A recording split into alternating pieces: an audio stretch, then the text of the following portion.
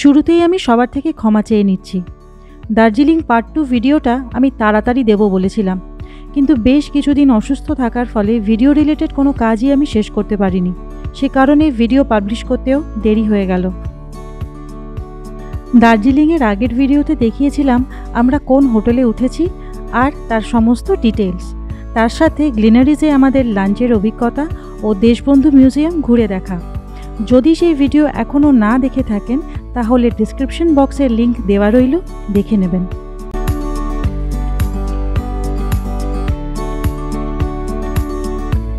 এবারে দার্জিলিংকে আমরা পায়ে হেঁটে ঘুরে দেখব। এবারে আর এদিক ওদিক সাইট সিইং করতে যাওয়ার ইচ্ছে নেই।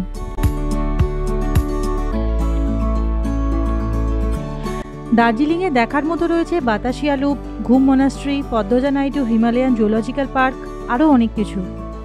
প্রথমবার এসে এগুলো আমাদের দেখা, তাই সেসব দিকে আর না গিয়ে আমরা লোকাল জায়গাগুলোতেই ঘুরবো ঠিক করলাম।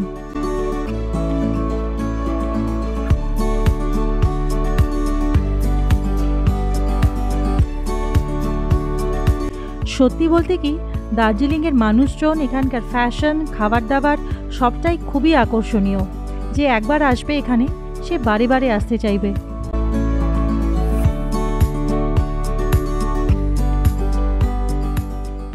এবারে দার্জিলিংয়ের ট্রিপটা কিন্তু আমরা ভীষণভাবে এনজয় করছি। আমাদের কোথাও কোনো সাইট সিইং করার তাড়া নেই, এটা এখানে দেখতে হবে এই সময়ের মধ্যে, ওইখানে পৌঁছতে হবে ওই সময়ের মধ্যে, এরকম কোনো তাড়া নেই। আমরা ভীষণ কিন্তু এনজয় করছি।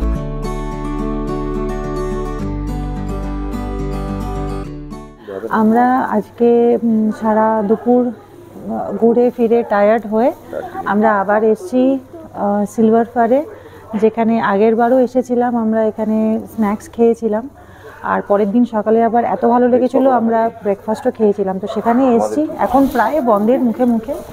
কটা বাজে? 5:30টার দিকে, প্রায় বন্ধের মুখে মুখে বলছে। তো আমরা ঢুকে পড়েছি চা, কফি, পকোড়া, মোটামুটি এই ধরনের জিনিসই খাবো বলে। দার্জিলিংয়ে এলে এই ক্যাফেতে অবশ্যই একবার আসবেন। এখানকার খাবার দাবার অনেক জায়গা থেকে বেশ ভালো। মল রোড ধরে হাঁটবেন সোজা ভানু ভবনের দিকে, বাঁ হাতে এই ক্যাফেটি পেয়ে যাবেন। এখন রাত প্রায় 9টার দিকে। আমি আর অম্বরীশ ঢুকলাম 16 আনা বাঙালি রেস্টুরেন্টে, আর আমাদের বাকি সঙ্গী সাথীরা গেল মোমোর সন্ধানে। দার্জিলিংয়ে এসে 16 আনা বাঙালিতে বাঙালি স্বাদের খাবার খাবো, ভাবা যায়? ভেতরে তখন ভালোই ভিড়। তার মধ্যেই জায়গা পেয়ে দুজনে অর্ডার করলাম ফিশ ফ্রাই, পোলাও, পনির, চিকেন।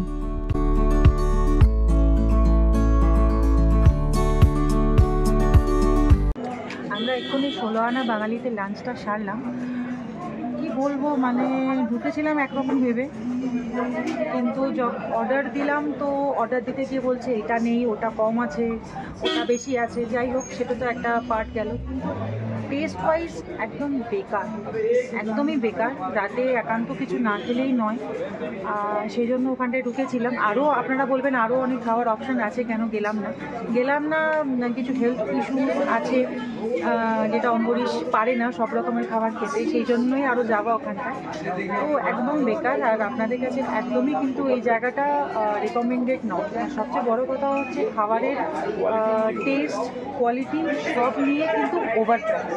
ওই জন্য আপনারা চেষ্টা করবেন এখানে খাবারের দোকানের অপশান কিন্তু কম নেই, অন্য কোনো জায়গায় খেয়ে নেবেন, এটা একদম রেকমেন্ডেড।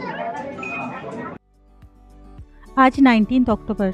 সকালে উঠেই আগে দেখলাম যদি কাঞ্চনজঙ্ঘার দেখা পাওয়া যায়, তবে না, আকাশ ততটা পরিষ্কার নয়।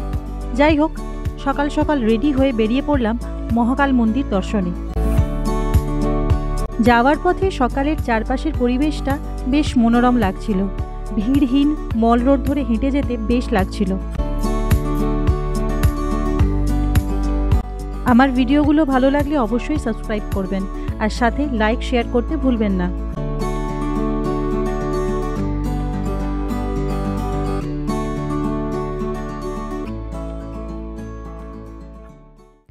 হাঁটতে হাঁটতে চলে এলাম মহাকাল মন্দিরে।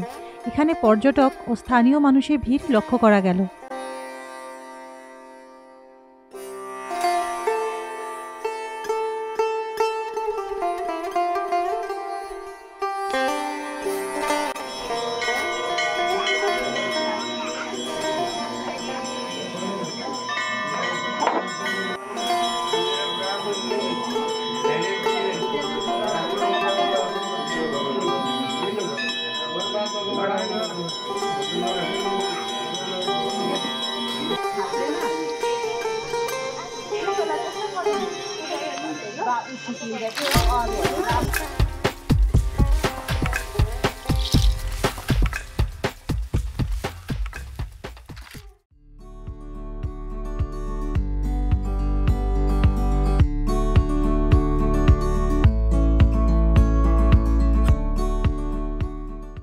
আজকে সকালবেলা ব্রেকফাস্ট করবো ঠিক করেছিলাম অন্য জায়গায়, কিন্তু ঘটনাচক্রে কিন্তু আমরা আবার এসে পৌঁছেছি কেভেন্টার্সে।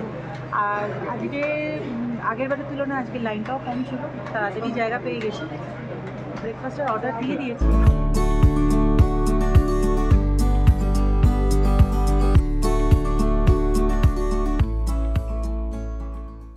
আজকে আমাদের হচ্ছে ডে 3 দার্জিলিংয়ে। আজকে আমরা দার্জিলিং ছেড়ে কার্শিয়াংয়ের দিকে বেরিয়ে যাব। দার্জিলিংয়ে আমাদের 1 নাইট স্টেই ছিল, আমরা এখন বেরিয়ে যাব, চেক আউট করে নেব। আর এখন যাচ্ছি কার্শিয়াং। কার্শিয়াংয়ে যাওয়ার পথে আমরা সাইট সিইংগুলো করে নেব যতটা সম্ভব আজকে। আর এখন বাজে এই 12টা বাজতে 10। তো চলুন, দেখা হচ্ছে কার্শিয়াংয়ের পথে।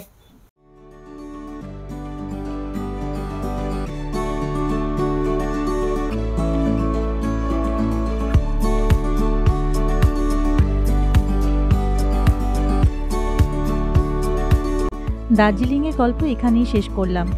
পরের পর্বে থাকবে আমাদের কার্শিয়াংয়ের গল্প। ততক্ষণ ভালো থাকবেন।